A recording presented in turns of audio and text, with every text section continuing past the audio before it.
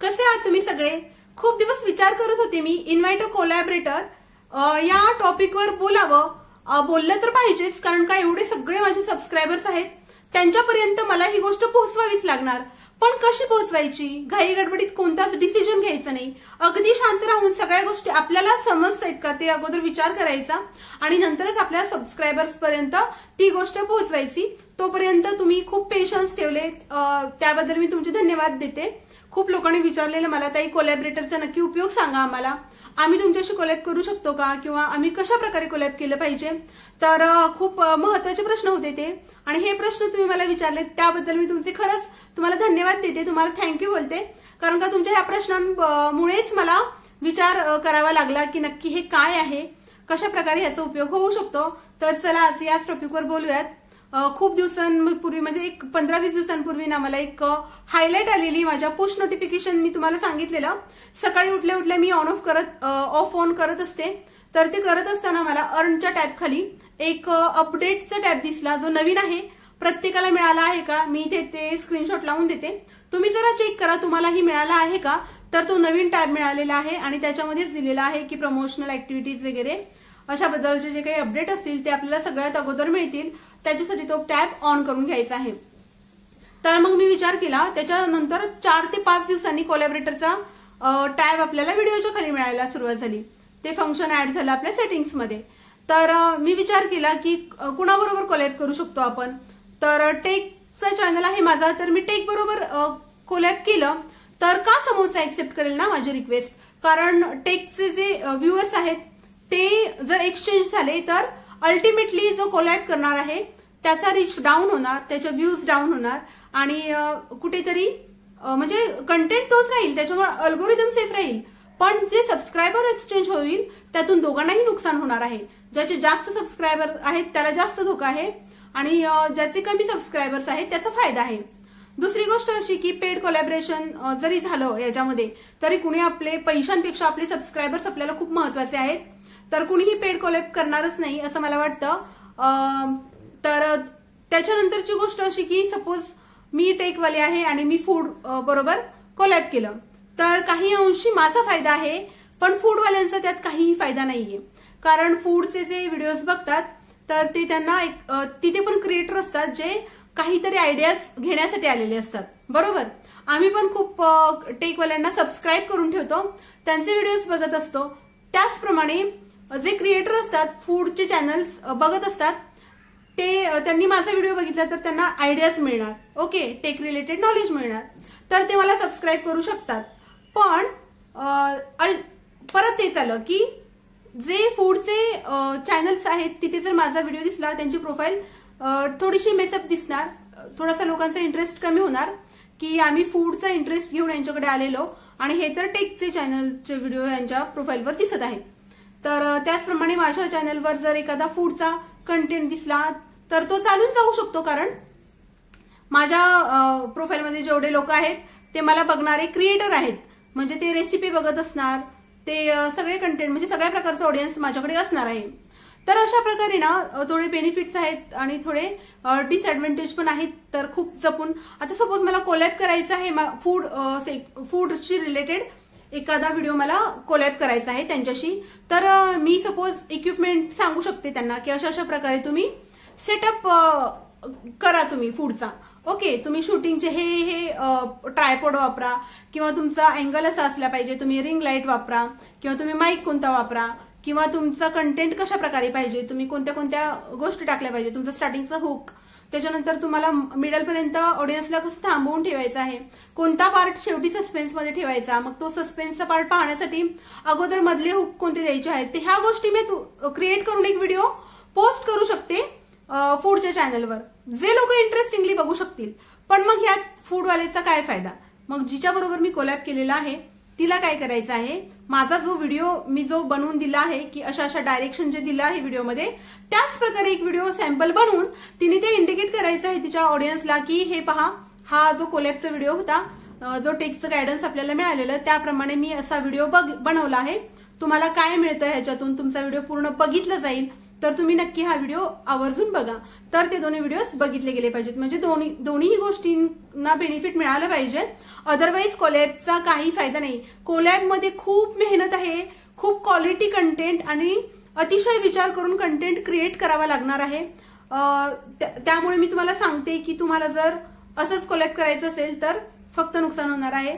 आता याच्यामध्ये युट्यूबने असा गेम खेळला आहे ना की आपापसामध्ये कोलॅबचं फ्युचर आणून म्हणजे भांडणं लावण्याचाच प्रयत्न करत आहे असं वाटतंय मला. कारण का छोटे क्रिएटर ज्यावेळेस रिक्वेस्ट पाठवतील आणि जे रिक्वेस्ट जर एक्सेप्ट नाही झाली तर मग पुन्हा तेच की आम्ही तुम्हाला सपोर्ट केला किंवा आम्ही तुम्हाला सबस्क्राईब केलं आणि तुम्ही आम्हाला मग आम्ही तुम्हाला अनसबस्क्राईब करतो, आम्ही तुमचे व्हिडिओ पाहणार नाही.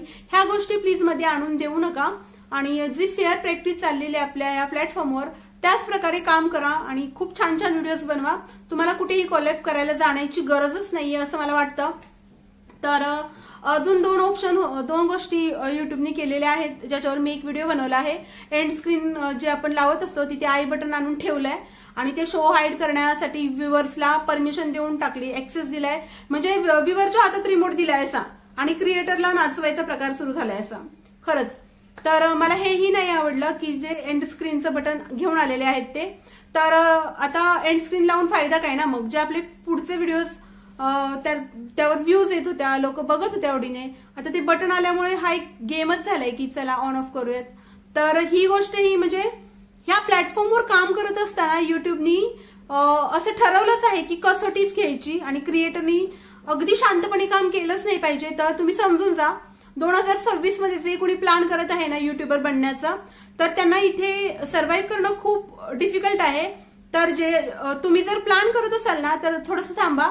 एक व्हिडिओ मी घेऊन येत आहे तर तो व्हिडिओ अगोदर बघा आणि पूर्ण प्लॅनिंग करूनच इथे उतरा. अदरवाईज हा म्हणजे युट्यूब नेहमी कोणता ना कोणता गेम खेळत राहणार आणि आपण असेच म्हणजे फायदा त्याचा आहे. तुम्ही मेहनत करता, रोज एक व्हिडिओ बनवता, त्या व्हिडिओवर तुमचा प्रोफाईल मॉनिटाईज होईपर्यंत ऍड लागते. त्या ऍडचा सगळा रेव्हेन्यू युट्यूबला मिळतो. पण हे जे काही असे ऑप्शन्स घेऊन येतात युट्यूब ते तुम्हाला कळत नाही. तुम्ही ते ट्राय करत राहता आणि तिथेच पाठीमागे राहता, तुमचा रीच कमी होतो. आता काय होणार माहिती का, तुम्ही ज्यावेळेस असंच कोलॅब करणार विचार न करता त्यावेळेस जर मिक्स ऑडियन्स झाला तर तुमचा रीच खूप कमी येणार.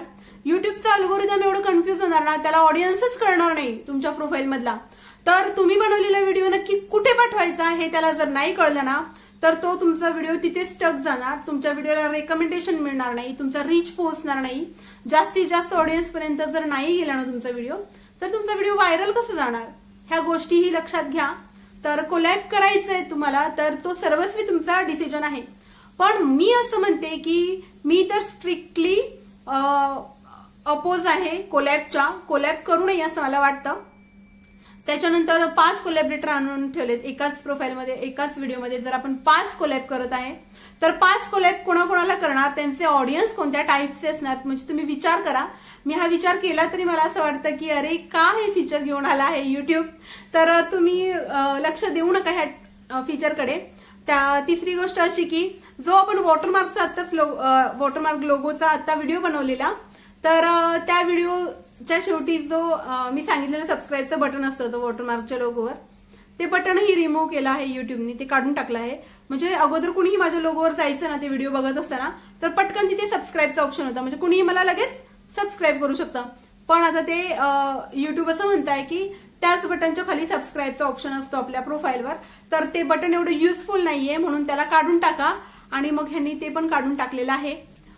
खूप छान छान अपडेट आहे. आपण ज्यावेळेस लाईव्ह घेतो त्यावेळेस लाईव्ह मधून आपल्या हायलाइट्स तयार होऊन एक ऑटोमॅटिक शॉर्ट बनत आहे आता, जे हा ऑप्शन जरा चांगला आहे कारण ती हायलाइट गेल्यामुळे शॉर्ट मधून आपल्याला व्ह्यूज येऊ शकतात लॉंग व्हिडिओवर. तर अशा प्रकारचे बदल झालेले आहेत. पण सगळे बदल आपल्या फेवरमध्ये नाही आहेत. क्रिएटरच्या फेवरमध्ये एखादी गोष्ट किंवा एखादा डिसिजन युट्यूब घेईल असं मला वाटत नाही. सगळे आता बघा 2 कोलॅबरेटर एकत्र आले, आता एकाच व्हिडिओमध्ये तुम्ही 5 कोलॅब एकत्र केले, 5ही लोकांनी एक्सेप्ट केली तर एकाच व्हिडिओला त्यांना 5 लोकांचं ऑडियन्स मिळतं. म्हणजे म्हणजे रेव्हेन्यू जो कोलॅब मधून रेव्हेन्यू जो मिळणार आहे ना युट्यूबला तो खूप नेक्स्ट लेवलचा असणार आहे. त्याचा खूप फायदा आहे युट्यूबला. त्याच्यामुळे युट्यूबने हे फीचर आणलेलं आहे. आणि तुम्ही ह्याचा बारीक विचार केला तर तुम्हाला कळेल की आपल्यासाठी ऍज अन क्रिएटर आपल्यासाठी हे ऍडव्हान्टेज नाहीये, तर खूप मोठं डिसएडव्हान्टेज आहे. तर तुम्ही तुमचा वेळ इकडे तिकडे वेस्ट करू नका. ह्याला त्याला सांगून की माझ्याशी कोलॅब कर, किंवा डोक्यामध्ये हे विचार असतील ना, कोलॅब केल्यानंतर एका रात्रीत माझे एवढे सबस्क्रायबर वाढणार, माझा एवढा वॉच टाइम गेन होणार, मला एवढ्या व्ह्यूज मिळणार. तर आता हे काही मला तर वाटत नाही असं कुणी केलं आणि झालं असं. तर शक्य झालं तर मला सांगा प्लीज. पण मी तुम्हाला प्लीज सांगते की वेस्ट करू नका. तुमचा अमूल्य वेळ आहे, खूप महत्वाचा आहे. कुठेतरी एक छानपैकी क्रिएट करण्यामध्ये तो वेळ घालवा आणि सुंदर असा व्हिडिओ बनवलात तर तुम्हाला ऑटोमॅटिकली व्ह्यूज मिळणार आहे. त्याचबरोबर मला ही गोष्ट ऍड करायची आहे की तुम्ही प्रमोशनच्या पाठीमागे धावू नका. जे म्हणजे प्रमोशनचाही ऑप्शन जो दिला आहे युट्यूबने, ते स्वतःसाठी अर्निंग सोर्स आहे त्याचा युट्यूबचा. तुमच्यासाठी काहीही बेनिफिट नाहीये त्याच्यामध्ये. तर जिथे पैसा लागतो ना तिथे समजायचं की आपलं बेनिफिट नाहीच आहे, ते सगळं युट्यूबचं बेनिफिट आहे. आणि आपल्याला पटकन मोनो करून पुढे जायचं आहे निघून. या सगळ्या म्हणजे एक जाळं फेकलेलं असतं युट्यूबनी आणि त्याच्यामध्ये अडकून नाही राहायचं. तर आपण किती स्मार्ट आहे ते युट्यूबला दाखवायचं आणि त्या जाळ्याच्या बाजूने निघून जायचं पुढे. ज्यांना अडकायचंय त्यांना सांगण्याचा प्रयत्न करायचा आपण की बाबांनो, हे फक्त मृगजाळ दिसतंय, खरंच इथे काही नाहीये आपल्यासाठी. तर ज्यांनी ऐकलं ते पुढे जातील निघून, जे नाही ऐकणार ते तिथेच राहतील. त्याच गोष्टी ऐकायच्या, तसंच करायचं आणि तिथेच राहायचं. म्हणजे आपण ज्या गोष्टी ऐकतो ना त्यातून आपण एक स्टेप पुढे गेलो पाहिजे नेहमी. तुम्ही इव्हॅल्युएट करत जा ना तुमचा परफॉर्मन्स. ज्या गोष्टी तुम्ही ऐकता, ज्या गोष्टी तुम्ही शिकता, त्या गोष्टी इव्हॅल्युएट करत जा की यातून आपण काय शिकलो, काय मिळालं, किती जास्त प्रमाणात आपला फायदा झाला आणि आपण कालच्यापेक्षा किती पुढे आलो आहे. ओके, ते अप्लाय करून. तर ह्या सगळ्या गोष्टी मॅटर करतात इथे काम करत असताना. खूप सांगायचं असतं, कधी वेळ नाही मिळाला. तर आज म्हटलं की आज मनसोक्त बोलूयात, फक्त बोलून सांगूयात. बघू कुणाला किती पटतं. जर तुम्हालाही हे पटलं तर प्लीज तयारी करा आणि आपापल्या व्हिडिओवर लक्ष द्या आणि खूप पुढे जा. तर कसा वाटला आजचा व्हिडिओ नक्की कमेंट करा. चला, उद्या पुन्हा एका नवीन कंटेंट बरोबर भेटूयात. तोपर्यंत सर्वांना श्री स्वामी समर्थ.